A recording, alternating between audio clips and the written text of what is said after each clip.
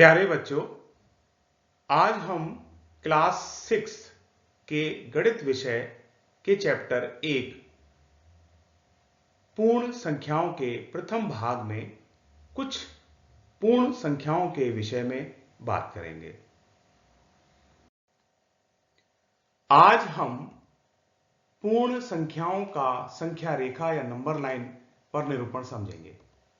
योग संक्रिया के प्रगुण को जानेंगे। अभ्यास 2A तथा 2B के कुछ प्रश्नों को हल करेंगे और अंत में एक गतिविधि करेंगे। नाम रहेगा पूर्ण संख्याएं बताओ। पूर्ण संख्याएं क्या होती हैं, आइए जानते हैं। जब हम जीरो को भी प्राकृतिक संख्याओं के साथ सम्मिलित कर लेते हैं तो प्राप्त संख्याएं पूर्ण संख्याएं कहलाती हैं। हम यहां पर कह सकते हैं कि 0 सबसे छोटी पूर्ण संख्या है, अर्थात पूर्ण संख्याएं 0 से प्रारंभ होती हैं। अब हम पूर्ण संख्याओं को संख्या रेखा नंबर लाइन पर प्रदर्शन करना जानेंगे। संख्या रेखा पर हमने एक प्राकृतिक संख्याओं को प्रदर्शन करना पूर्व में हम जानते हैं। अब हम यहां पर 1 से पूर्व 0 को हम प्राकृतिक संख्याओं में सम्मिलित करते हैं। जब हमने इस प्रकार से संख्या रेखा में 0 से प्रारंभ कर 8 तक यहां पर हम प्रदर्शित कर रहे हैं, यह है पूर्ण संख्याओं का संख्या रेखा पर प्रदर्शन। तो जो भी हमें संख्याएं प्राप्त होंगी, इस प्रकार से हम कह सकते हैं कि पूर्ण संख्याओं को संख्या रेखा में इस प्रकार से निरूपण किया जाता है। अब हम एक और बात समझ सकते हैं कि पूर्ववर्ती संख्या 6 की कौन सी होगी। हम जानते हैं कि 6 से पहले वाली संख्या, पहले वाली पूर्ण संख्या हमारी पूर्ववर्ती संख्या कहलाएगी, अतः 6 की पूर्ववर्ती संख्या होगी 5। इसी प्रकार से अनुवर्ती संख्या 6 की अनुवर्ती संख्या यानी आगे वाली संख्या हमारी 7 होगी, अतः हम कह सकते हैं कि 6 की अनुवर्ती संख्या 7 होगी। अब हम बात करते हैं क्रमागत पूर्ण संख्याओं की। हम कह सकते हैं कि क्रम से एक के बाद आने वाली पूर्ण संख्याएं क्रमागत संख्याएं कहलाती हैं। जैसे 0, 1, 2, 3 यह सब हमारी क्रमागत संख्याएं हैं। और एक बात समझते हैं कि दो क्रमागत पूर्ण संख्याओं का अंतर सवैव 1 होता है। जैसा कि हम देख सकते हैं कि 3 और 2 इसके बीच का जो अंतर है वह 1 है। इसी प्रकार 7 और 8 के बीच का भी अंतर 1 है। इसी प्रकार कोई भी दो क्रमागत संख्याओं को हम देखें, जैसे कि 6 - 5 वो 1 हुआ और 8 - 7 वो भी 1 हुआ, तो हम कह सकते हैं कि दो क्रमागत संख्याओं के बीच का अंतर 1 होता है। और एक बात हम कह सकते हैं कि 3 क्रमागत पूर्ण संख्याओं में, अब हम बात करें अगर 3 क्रमागत पूर्ण संख्याओं की, तब उसमें पहली और तीसरी संख्या के योगफल का आधा बीच की संख्या होती है। इसको हम एक उदाहरण के माध्यम से समझ सकते हैं। जैसे हमने 3, 4, 5 यह 3 क्रमागत संख्याएं ली। इसमें पहली संख्या 3 है और दूसरी संख्या हमारी 4 है और तीसरी संख्या हमारी 5 है। तब हमने कहा कि पहली यानी 3 प्लस तीसरी यानी 5, इसको हम जोड़ दें यानी कि 8 हो जाएगा योगफल, तब इसका आधा कर दें, तब हमारे पास 4 प्राप्त होता है। तो ये हमारी क्रमागत संख्याओं के कुछ गुण थे जिसको कि हमने अच्छे से जाना। देखो भाई, मेरे पास में या मेरे हाथ में कुछ पेन है। अब मैं आपसे पूछूंगा, मैंने आपसे पूछा मेरे हाथ में कुछ पेन है, क्योंकि आप देख रहे हो कितने पेन है, बताओ। अब मैं जरा से खोल देता हूं, अब ज्यादा क्लियर हो जाता है। तो वेरी गुड, मैं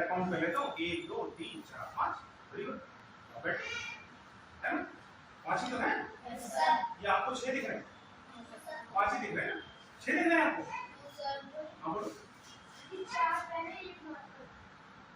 अच्छा ठीक, वो भी ठीक है, अच्छा है भाई। इसमें अगर बैठो ये थोड़ा अलग हो गया कि भाई 4 जो है वो पेन है, जेल पेन है, और एक और पेन है इसमें, है ना, ये और स्पेसिफिक हो गया। और इसी में और भी प्रश्न पूछ सकते हैं। हम पूछ सकते हैं कि सबसे मोटा पेन कौन सा है, कितने मोटे पेन है।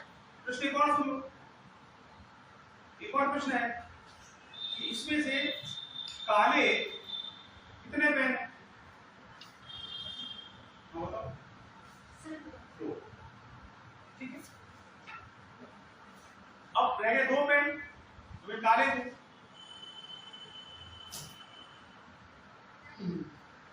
मेरे हाथ में कितने पेन है, मेरे हाथ में यह है हाथ, कितने पेन है बताओ। कुछ नहीं, और बताओ। कुछ नहीं, और बताओ। अब आपको मेरा प्रश्न का उत्तर कुछ नहीं को छोड़कर नहीं कुछ और बोलना है, तभी हाथ दे दीजिएगा। मेरा प्रश्न फिर दोबारा बोलो, मेरे हाथ में कितने पेन है। खाली है, हाँ ये भी अलग है, अलग अलग हो गया। कुछ नहीं सिर्फ तो डिफरेंट है, मेरे को बैठो। हाँ बताओ। शून्य, शून्य, वेरी गुड। मेरे हाथ में शून्य, ठीक है, वेरी गुड। तो ये शून्य होता है ना, इसको हम लोग 0 से ऐसे लिखते हैं, इसलिए ओ होता है। शून्य का मतलब होता है कि खाली है, कुछ नहीं है। इसको हम लोग क्या करेंगे, जहां पर भी जैसी भी स्थिति होगी वहां पर 0 कर देते हैं। तो अब जब 0 कर देते हैं तो इसमें ये क्या कहलाती है, पूर्ण संख्याएं कहलाती है। पूर्ण संख्या अगर हम कहते हैं कि भाई पूर्ण संख्याएं क्या होती है,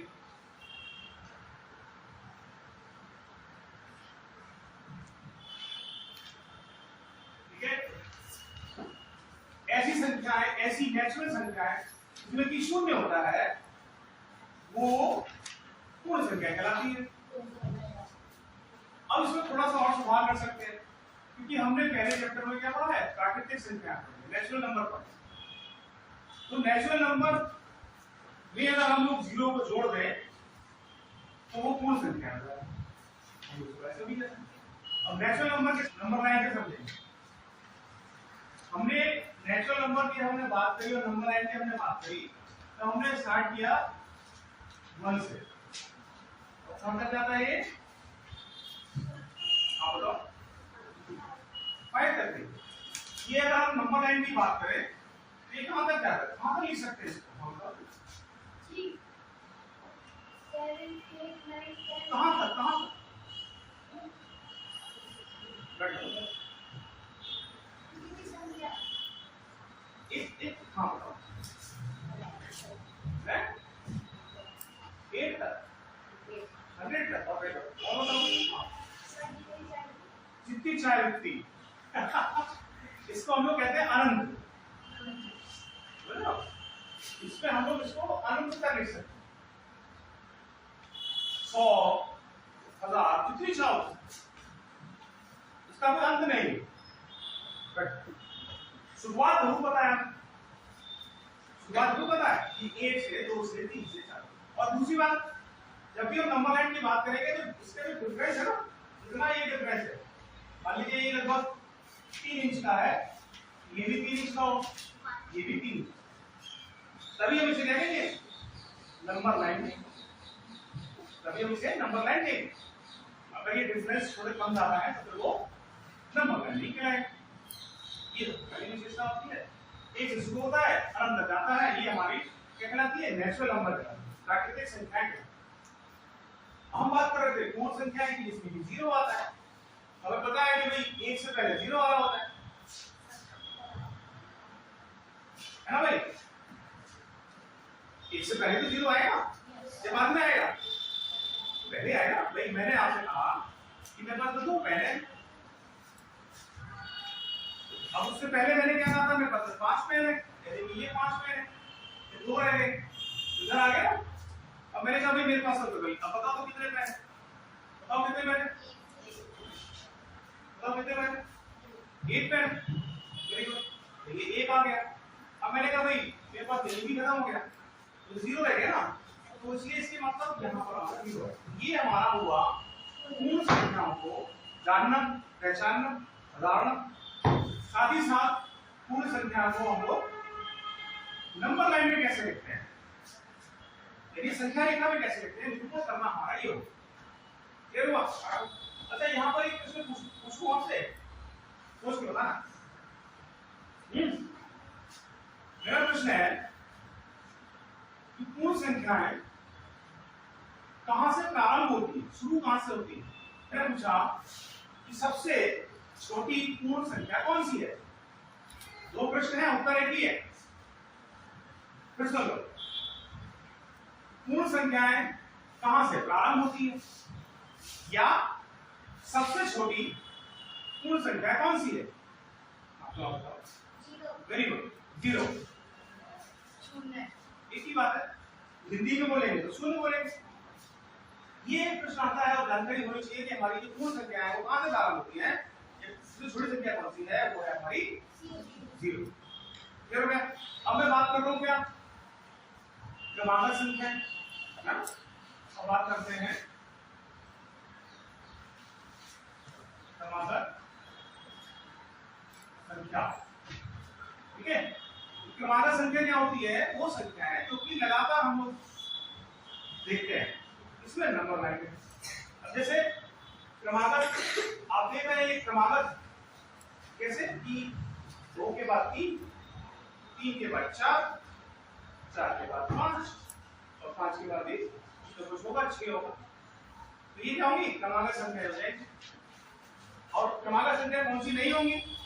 जैसे मैं कहूं 2, 4, 5, 6 या मैं कहता हूं 8, तो इनमें क्या है कि बीच में गैप है। यदि गैप ना हो तो वो क्रमागत संख्याएं होती हैं। जैसे गैप भरते हैं अगर हम 5, 6, 7, 8, अब ये क्या हुआ? क्रमागत संख्या है, क्योंकि इसके बीच में कोई भी संख्या हमारी छूटी नहीं है, गैप नहीं है। अब हम उसको एक और तरीके से कैसे, संख्या 2 के बाद 3 क्रमागत संख्या बताओ, बताइए। फिर सुनो, संख्या 2 के बाद की 3 प्राकृतिक संख्या बताओ, कौन कौन सी होंगी? बताओ। 3, 4, 5। वेरी गुड, यही है ना? ये तीनों की तीनों हमारी क्या कहेंगे? 2 के बाद की 3 प्राकृतिक क्रमागत, ये क्रमागत संख्या कौन सा? अब मैं ऐसे पूछूं कि 6 के बाद 2 क्रमागत संख्या बताओ, बताओ।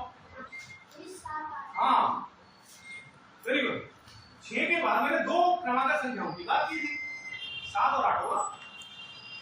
मैं 3 बोलूंगा तो 7, 8, 9 आ जाएगा, और 10 बोलूंगा तो 6 के बाद 10 क्रमागत संख्याएं, कौन बताएगा? 10 ही होनी चाहिए, 9 नहीं होनी चाहिए, 11 नहीं होनी चाहिए। सोच के बताएंगे और सही बताएंगे। फिर सुन लो, 6 के बाद 10 क्रमागत संख्याएं कौन कौन सी होती है? 7, 8, 9, 10, 11, 12, 13, 14, 15, 16। वेरी गुड, है ना? Yes sir. यही तो है, 16 यानी कि 7 से शुरू होगी और 16 से खत्म हो जाएगी। अब इसका और तरीका क्या था? भाई जोड़ोगे 6 पर 10 जोड़ोगे या तो 16 है, तो आपको क्या होगा? 7 से लेकर के 16 तक। ये हुआ क्रमागत संख्याओं की बातें। देखो अभ्यास बुक का एक क्वेश्चन यही कहता है, सबसे छोटी संख्या बताओ, कौन सी होती है? बताओ। तो पहले प्रश्न का उत्तर हो गया सुन। ठीक है, दूसरा प्रश्न देखो, अभ्यास दो एक का दूसरा प्रश्न पढ़ो।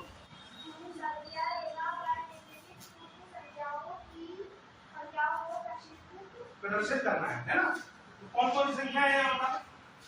1, 2, 3, 4, 5, 6, 7। ठीक है, तो यहाँ पर अगर हम देखें तो इस नंबर में हमारे पास में 0 से लेकर के 5 तक हमने लिख रखा है। तो यहाँ क्या करेंगे? समान दूरी पे समान दूरी पे दो संख्याओं को और जोड़ देंगे। तो कौन कौन से जोड़ देंगे? 6 7। ठीक है, यहाँ अनंत ले लीजिए और इस नंबर लाइन को भी बंद कर देंगे। क्लियर हो? तो यो पहला, इसका जो दूसरा उत्तर है वो ये है। आपको ऐसे लिखना है, 7 तक लिखना है, 0 से शुरू करना है। क्लियर हुआ?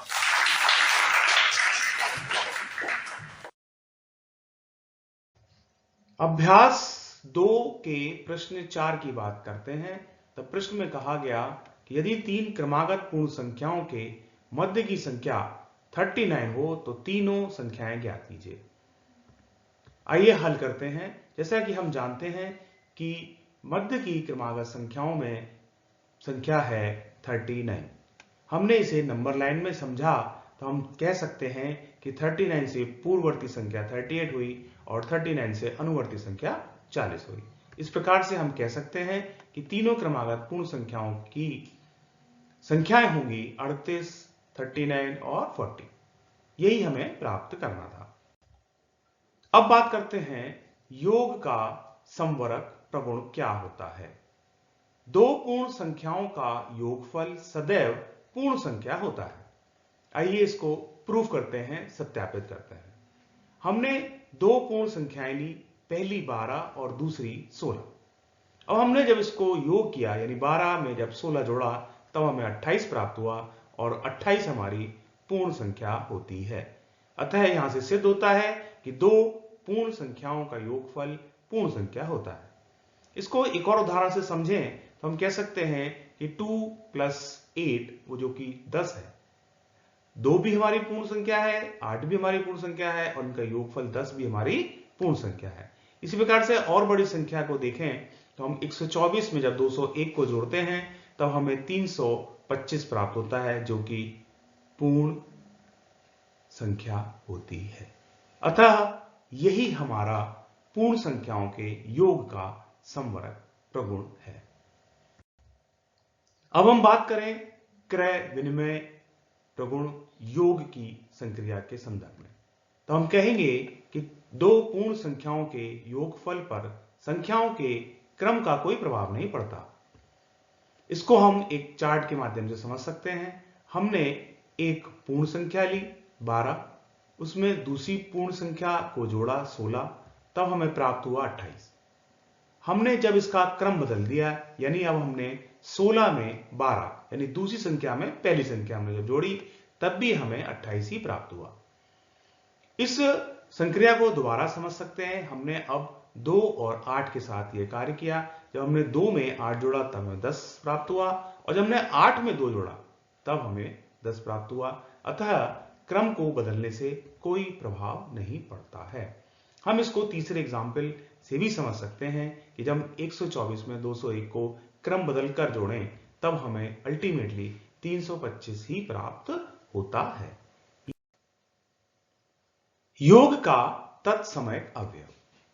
किसी पूर्ण संख्या में यदि 0 को जोड़ा जाता है तो योगफल वही संख्या प्राप्त होती है।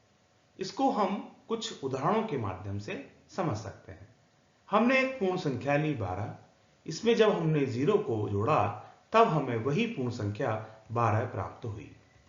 इसी प्रकार हम अगर दूसरा एग्जाम्पल लें, 2 में जब हमने 0 जोड़ा तब वही 2 ही प्राप्त हुआ। इसी प्रकार हमने अब पूर्ण संख्या 0 लिया।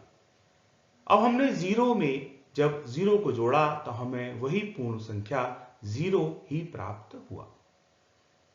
इस निष्कर्ष से हम कह सकते हैं कि 0 को पूर्ण संख्याओं में योग का तत्समयक अवयव कहते हैं और इसी कारण 0 को पूर्ण संख्याओं के लिए योज्य तत्समयक भी कहते हैं।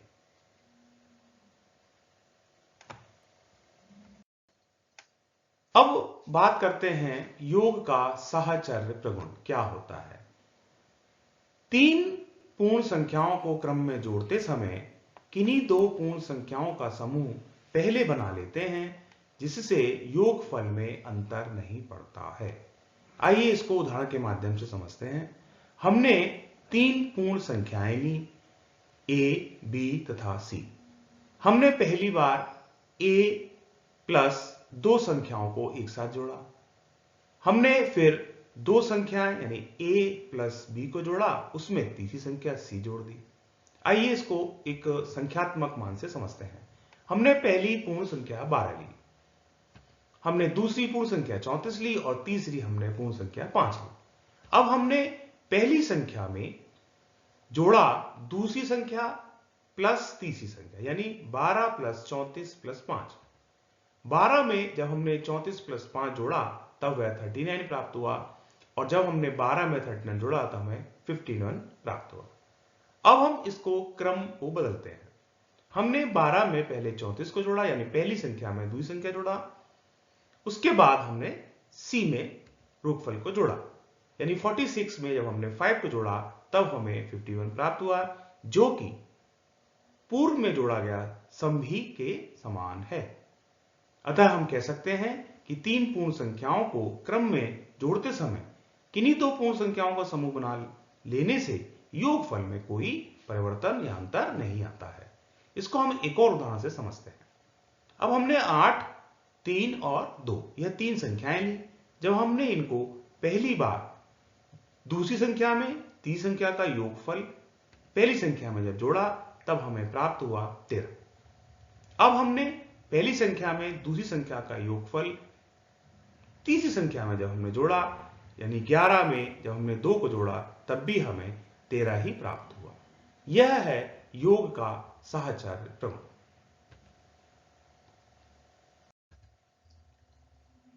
अब हम पूर्ण संख्याओं पर घटाने का संवरक गुण क्या होता है, आइए इस पर अपनी अवधारणा को स्पष्ट करते हैं। तो हम कहेंगे कि पूर्ण संख्याओं में घटाने की जब संक्रिया की जाती है तब उस स्थिति में संवरक प्रगुण नहीं होता है। आइए इसको समझते हैं। हमने पहली पूर्ण संख्या 12 ली, अब हमने उससे कुछ बड़ी संख्या हमने 15 ली। जब हमने इसको घटाया तब हमें -3 प्राप्त हुआ, और -3 पूर्ण संख्या नहीं होने के कारण हम कह सकते हैं कि घटाने की संक्रिया में यह संवरक प्रगुण लागू नहीं होता है।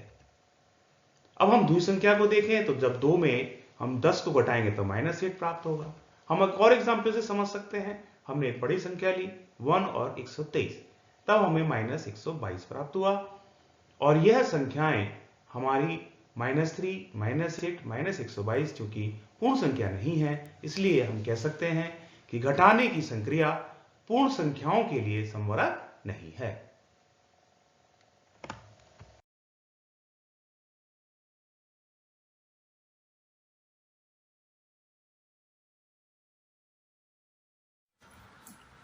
अगर हम चीनी की बात करें तो उसका गुण क्या होगा? मीठी होगी। अगर हम नमक की बात करेंगे तो उसका गुण क्या होगा? नमकीन होगा, है ना? इसी प्रकार से पूर्ण संख्याओं की भी कुछ गुण होते हैं, उनको हम लोग प्रगुण कहते हैं। पहला गुण कहलाएगा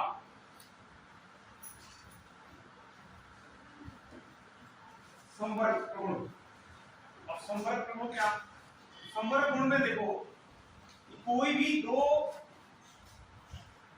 पूर्ण संख्याओं की हम बात करें और उनको जोड़ दें, कोई भी जोड़ने के बाद में क्या प्राप्त होगा? पूर्ण संख्या ही प्राप्त होगी। दो पूर्ण संख्या को अगर हम जोड़ दें तो जो संख्या हमें प्राप्त होगी वो पूर्ण संख्या ही होगी। ये हमारा क्या कहलाएगा?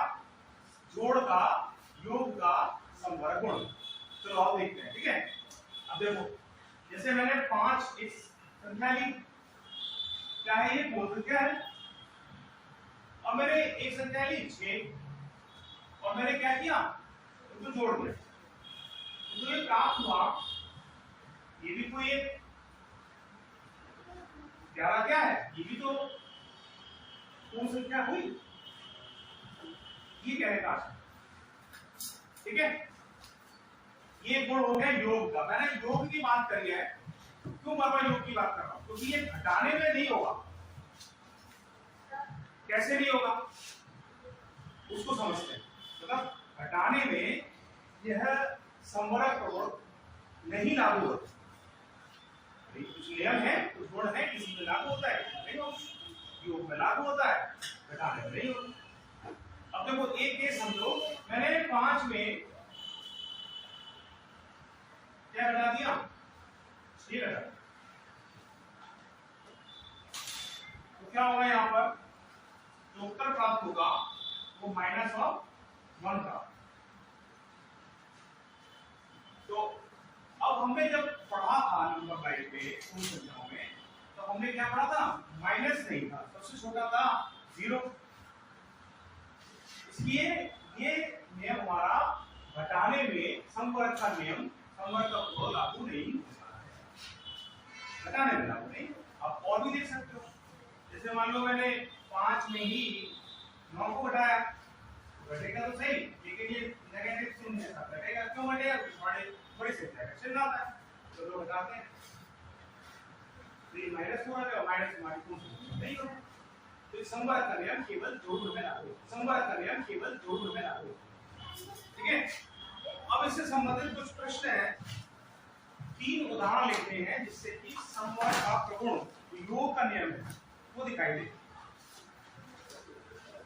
हुआ किसी का, हो गया कारणी, कारणी ने उसमें लिखा 3 की बात मैंने कही थी कि ऐसे 3 उदाहरण बताओ जिससे जोड़ का संवर्ग प्रगुण है। देखो यहाँ कारणी ने लिखा 5 + 7 = 12, पहला उदाहरण ये हो 12। दूसरा ने लिखा 5 + 6 11 और 7 + 6 = 13, ये लिखा है ना। तो इसके लिए ये अच्छा है, बढ़िया है, सही लिखा है इसमें, यही मैंने आपसे प्रश्न पूछा। तो आज हमने इस पर बात किया, इसने जो लिखा और आपने जो काम किया, आप सभी ताली बजाओ।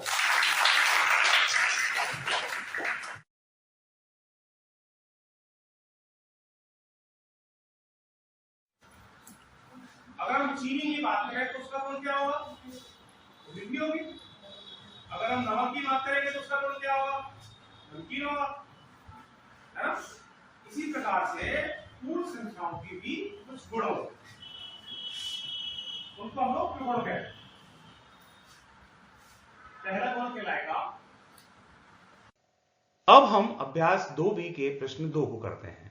प्रश्न में कहा गया कि संख्या रेखा को दिखाइए 5 + 4 = 9। हमने पहले संख्या रेखा पर 5 + 4 को प्रदर्शित किया। हमने पहले 5 को प्रदर्शित किया, फिर हमने 4 को प्रदर्शित किया।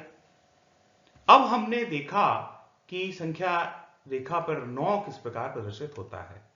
तब हम देख सकते हैं कि जो डिस्टेंस हमारी 9 संख्या रेखा पर प्रदर्शित होने में दिख रही है, वही डिस्टेंस हमारी संख्या रेखा 5 + 4 पर प्रदर्शित हो रही है। निष्कर्षतः हम कह सकते हैं कि 5 + 4 = 9।